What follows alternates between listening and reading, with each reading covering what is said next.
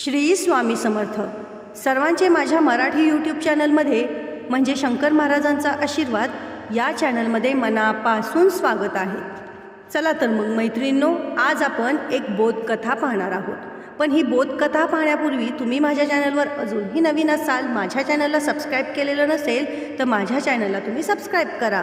बघा, कथा तर सर्वांनाच आवडतात, परंतु कथेमधून जर चांगला बोध निघाला तर ती कथा वाचायला आणि त्यानुसार अनुकरण करायला निश्चितच त्याचे योग्य फळ मिळते. आणि म्हणूनच आज जी कथा आपण पाहणार आहोत त्यातून खूप चांगला बोध निघतो आणि याचा उपयोग एक चांगला संस्कारक्षम माणूस घडवण्यासाठी याचा उपयोग निश्चितच होणार आहे. जर तुम्ही ही कथा तुमच्या आयुष्यामध्ये अनुकरण करचाल तर तुमचे जीवन संस्कारक्षम नक्कीच बनेल. तर जास्त वेळ न घालवता चला तर बघूया.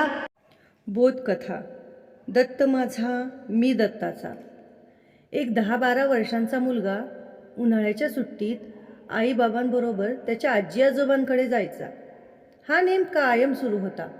एकदा तो मुलगा बाबांना म्हणतो, बाबा, आता मी मोठा झालोय, मला सगळं समजतं.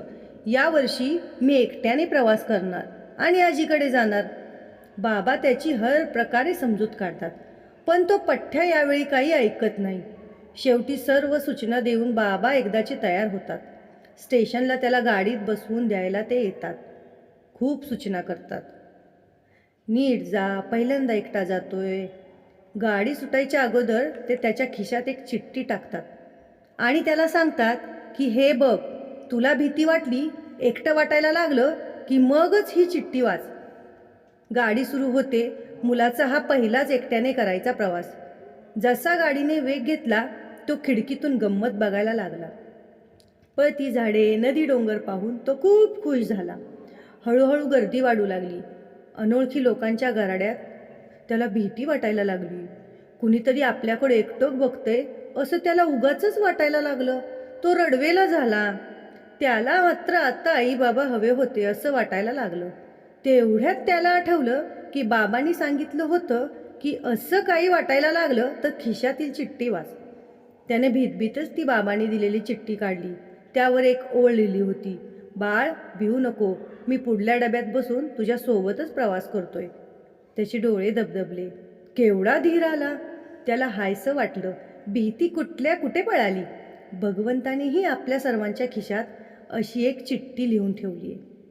या जगात प्रवासाला पाठवले आहे. या प्रवासात तो आपल्या सोबतच आहे. मग कसली आता भीती.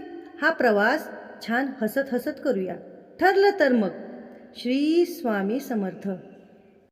तर तुम्हाला ही कथा कशी वाटली हे मला कमेंटमध्ये नक्की सांगा आणि ही कथा जास्तीत जास्त लोकांपर्यंत शेअर करा की ज्याच्यामुळे एक चांगला संस्कारक्षम माणूस घडवण्यास नक्कीच मदत होईल.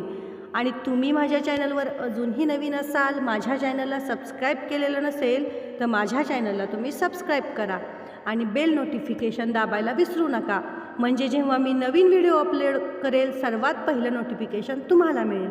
धन्यवाद.